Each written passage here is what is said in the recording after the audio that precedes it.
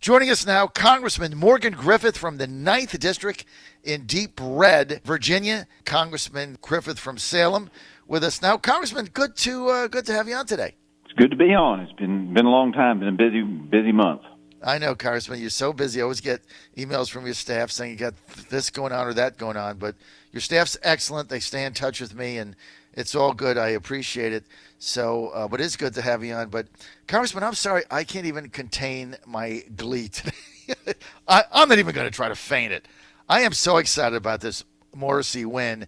Truth to power just crushes the whole Democratic Party establishment. And get this, Morgan, he runs as an unabashedly pro-life, anti-Kathy Tran, third trimester abortion Democrat, and says it on my show. He must have said this 10 times.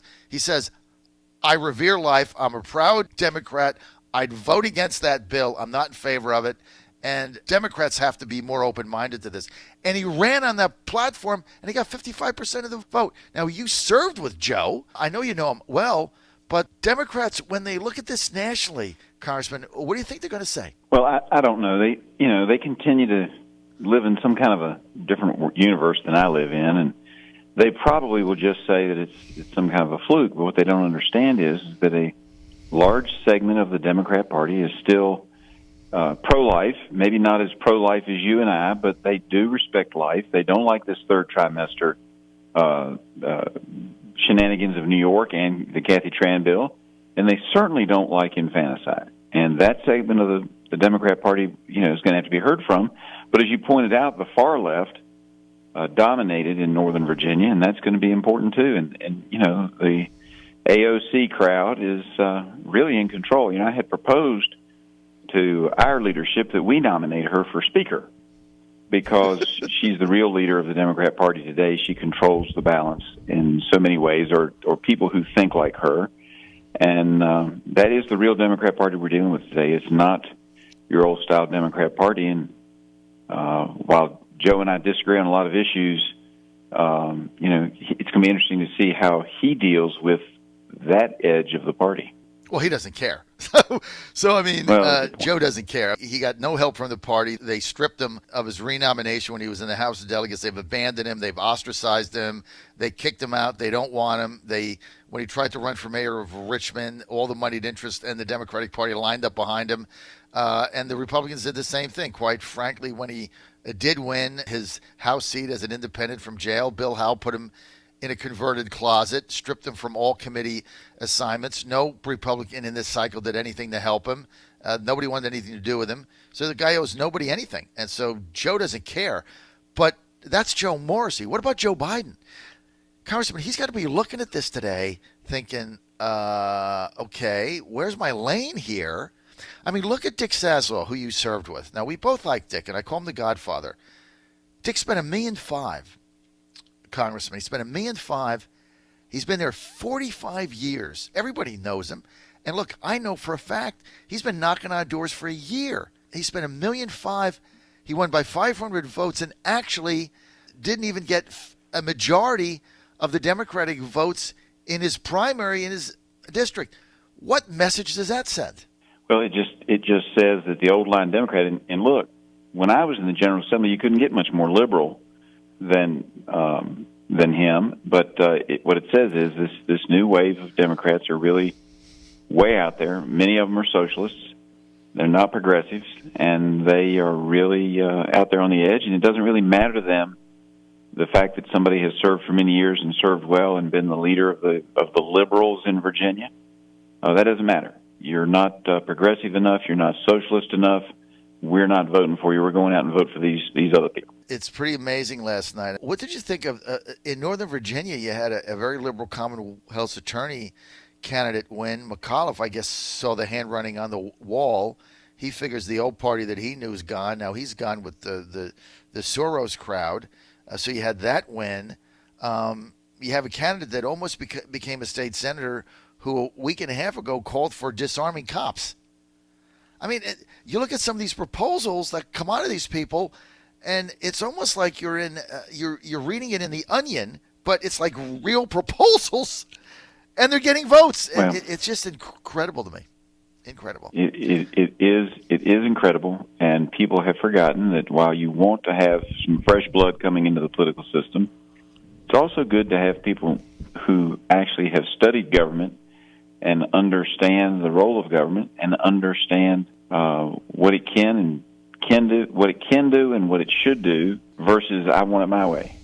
Congressman Morgan Griffith with us, 9th District, Southwest Virginia, Republican. Congressman, let's get to trade and start with Mexico. The president threatening the tariffs, didn't really want tariffs, but tried to get the Mexican government to the table, threatens the tariffs to put them on Monday. Okay, Mexico sends a delegation of diplomats to D.C., takes them about 5 days. Just before the tariffs go into effect, which would have really harmed the Mexican economy, they make agreements to help stem the flow of illegals coming through Mexico into the United States. But the Democrats have blasted this, and they've said that it was a bad idea. You don't use tariffs as leverage. It screws with the economy. Then they say, well, Trump really didn't get anything out of them. You're there. You've been following it. What say you? Well, I think it was great. I mean, no one solution is going to solve all of our problems with illegal immigration down on that southern border. We've got to try everything. This was another tool in the president's toolbox. He used it. I think it was effective. Look, you don't want to use tariffs in that way, but you talk about, harming the economy, hundreds of thousands of people coming across the border, many of whom, not all, but many of whom will seek services from, our welfare system. That's damaging the economy as well. Now, some of them will become hard workers, and I understand that, and some of them will want to share the American dream, but many of them are just coming here because they think that they've found the goose that lays the golden egg, and they want one of the eggs. They don't want to help feed the goose. They don't want to take care of anything. They just want to share in the wealth, and that's not right. I have to tell you, I was appalled last week. The Democrats passed their, open the borders up for everybody bill, and the people in the gallery started chanting in Spanish and in English, "Yes, we can." And I was appalled because I really thought they should have been chanting USA. If you were given an opportunity to suddenly be a part of the American dream, if that's what this was all about, which is what the Democrats claimed it was, why aren't you chanting USA instead of "Yes, we can"? And to me, it was an in your face. We're going to do whatever we want to because yes, we can. So it was less about empowering less fortunate people to give the opportunity that we all have as Americans, and more about the power that they've been able to extract from the American people in Congress. Is that what you're saying? That's what I'm saying. Look, I want people to come here to share the American dream. I don't care where they come from. If they want to share the American dream and help move this country forward, I'm all for it. And I think we need to make it easier for those people to get in legally. But you don't do it by coming here illegally and kicking down the door and saying we're going to do what we want to. Yes, we can. All right, John Fredericks Radio Network. We're back live in Petersburg with Congressman, Republican, Southwest Virginia, Morgan Griffith, 9th District. Congressman, the Democrats pulling a bill to give you guys a pay raise, cost of living. Now, it's not really that bad. I mean, you guys haven't had a cost of living increase for 9 years. I mean, we all get cost of living increases. Vulnerable Democrats like Abigail Spanberger getting a little nervous, saying probably not the best thing to do when we're up here struggling to survive, voting ourselves pay raises. On the other hand, one hand, $174,000 seems like a lot of money. On the other hand, I know a lot of people have to sleep in their offices. They can't afford 2 homes. I've got a place in a studio in D.C. I know how expensive it is. What was your feeling on that, sir? Well, I mean, it just shows the Democrats are still in disarray. A significant portion of them wanted the pay raise, and there are some reasons for it. The staffers are allowed a certain amount of money for various positions based on what the congressional pay is, so the staffers haven't been able to get raises in D.C., which is an expensive market either. But $174,000 is a lot of money. I wouldn't have voted for a pay raise. In my district, that's far and above what the average household makes, and I think we're well compensated. So I would have voted no.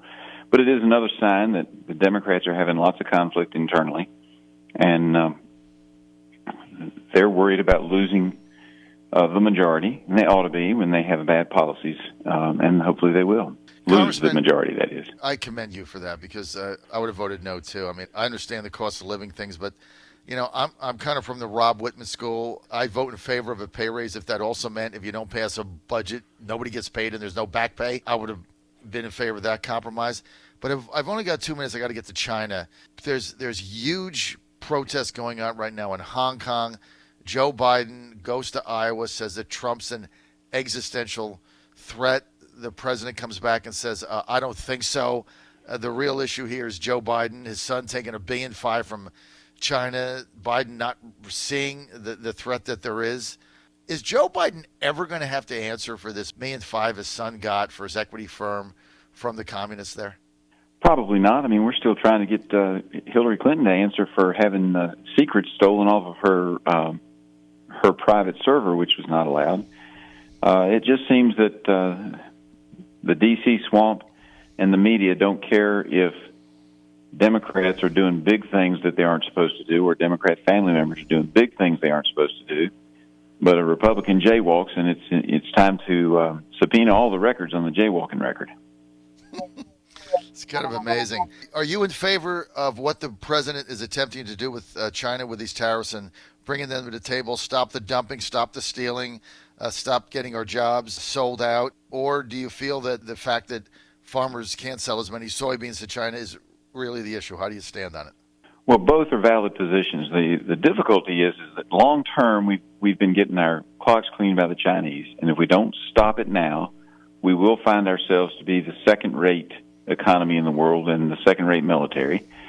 And we have to put a stop to it now while we still can. It should have probably been done in 3 or 4 administrations, both Democrats and Republicans prior to this time.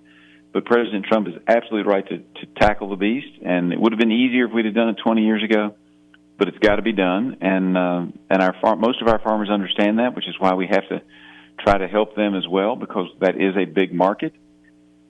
But the Chinese have lots of internal issues, and they have to keep their economy going. And in order to do that, they have to have an American trading partner. And if they don't, their economy will suffer, and that means the current oligarchy, which is the Communist Party in China, may very well topple if they can't keep their economy going. I had hoped it would happen sooner, but I suspect we will get a deal with the Chinese that is much more favorable than what we've had in the past to America, as long as they perceive that Trump is standing strong and gets reelected. Congressman, we're out of time. Thank you for being with us. Congressman Morgan Griffith, Republican. Congressman, always enjoy your perspective.